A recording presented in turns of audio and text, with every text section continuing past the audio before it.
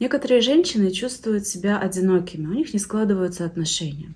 Это может проявляться в двух формах. Иногда женщина прям не может построить отношения, часто без отношений, смотрит на подруг, у которых что-то складывается, они выходят замуж, рожают детей, и тогда женщина чувствует, а я какая-то не такая, я одинока, у меня отношения не получаются. А иногда женщины чувствуют себя одинокими прямо в браке. То есть партнер есть семья, даже есть дети, например, есть дача, куда можно съездить на выходные с семьей. Но, находясь с мужем, с мужчиной, женщина все равно живет в этом чувстве одиночества. В этом видео я расскажу о причинах, почему так бывает. Почему у одних женщин нет такой проблемы, у других есть такая проблема.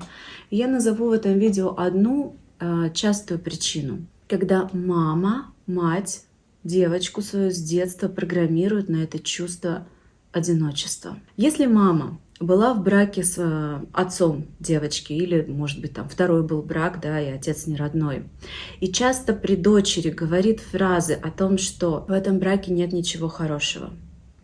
Брак — это зло. Я так и не нашла ничего хорошего в этом замужестве.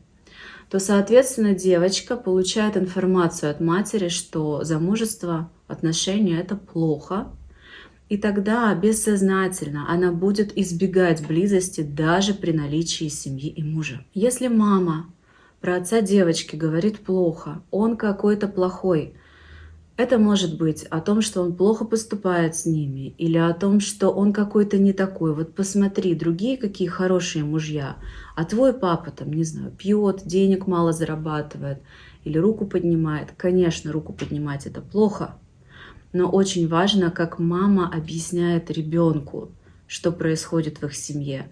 Как мама объясняет ребенку, почему папа бьет, а мама не уходит. Да, то есть я не оправдываю ни в коем случае рукоприкладство, но взрослому человеку важно понимать, что эту проблему в отношениях до ребенка нужно еще суметь донести так, чтобы ребенок не принял установку, что мужчины все опасные.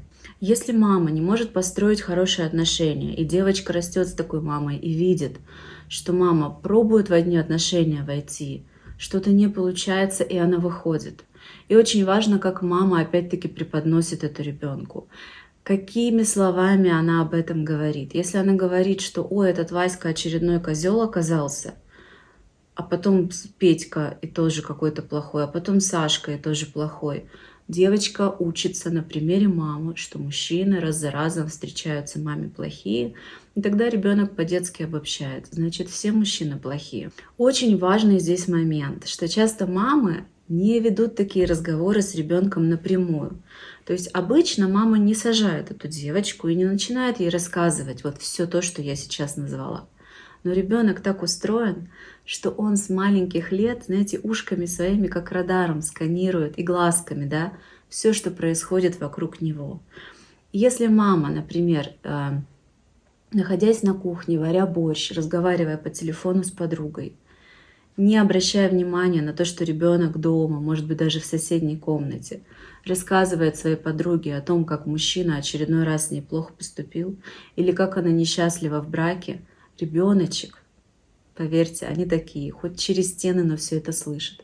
Ребенок впитывает от матери даже мимику, как она двигает губами, да, как у нее брови сжимаются, какие у нее глаза, добрые или злые, когда она говорит о мужчине, с которым у нее не складываются отношения. Если вы узнали себя в этой трудности, то наверняка вы хотите знать, а что же с этим делать. Что с этим сделать можно самостоятельно? Как помочь себе пройти через вот эти негативные установки, которые очень-очень глубоко сидят в самых недрах души и мозга? Самостоятельно можно сделать следующее. Можно сесть в одиночестве, в спокойствии, ни на что не отвлекаясь, и посмотреть внутренним взором на свою маму. Можно представить прям ее, как вы ее видите, как она вспоминается вам. И спокойно, посмотрев на нее, сказать внутри себя фразу: «Мама, это твой опыт. У меня может быть другой опыт с мужчинами. Мама, у тебя было так. у меня может быть по-другому. Таким образом, вы внутри себя можете разделить, что да, у мамы был негативный опыт, но это не значит, что у всех женщин или у вас обязательно будет только негативный опыт с мужчинами. Таким образом, вы внутри себя как будто открываете пространство на то, чтобы получить другой опыт, и он может быть положительным. Или можно еще сказать фразу: «Мама, тебе с мужчинами было тяжело, а мне может быть легко с мужчинами. Мы разные». Вот это разделение сделать внутри себя. Если вы хотите более эффективно и квалифицированно проработать эту ситуацию, как всегда, я рекомендую метод EMDR-терапии.